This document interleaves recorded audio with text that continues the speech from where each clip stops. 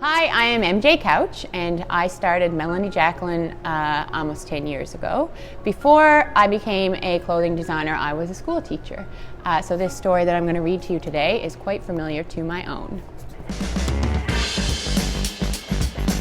This book is called Little People, Big Dreams, Vivienne Westwood. Little Vivian lived in a little town called Tintwistle in England. She was born during a great world war, and while her mom darned her socks, she dreamed of mending the world. At school, there was a boy all the children bullied. They called him Dirty Edward, but Vivian didn't. She always stood up for the outsiders. She told everyone she was his girlfriend, even though it wasn't true.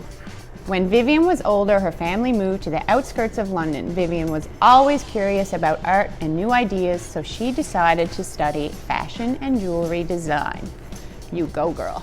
Making a living as an artist was difficult, so Vivian pursued a career in teaching. She liked being a teacher, but her head and heart were elsewhere. One day she met a rebellious young man named Malcolm McLaren. They opened a shop on the King's Road in London where they mixed rock and roll records with fashion in a brand new way. Vivian took apart old clothes from the 1950s to create new designs. She started ripping the garments before threading them with safety pins and writing shocking statements on every t-shirt. Clothes became her way to speak out and protest. Bands took notice, and soon she was dressing musicians with chains and collars. Her style was as loud and chaotic as the new sound in town, punk.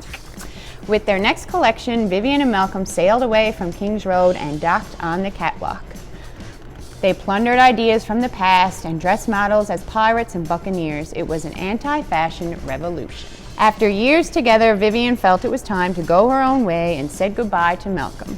She was about to change the shape of women's clothes with her corsets and bubble skirts. Many critics found Vivian's clothes unwearable, but she was not interested in their opinions. She would much rather read a good book than any fashion magazine. Cool. Vivian mixed punk and aristocracy, making the poor look rich and the rich look poor. She dressed artists, actresses, and even some members of royalty. Vivian became an activist against climate change. She made quality clothes that were built to last, encouraging people to buy less and wear them more. And little Vivian, who always stood up for the outsiders, became the most unique and outspoken fashion designer ever. All because she believes that those who dare to speak up can change the world. The end.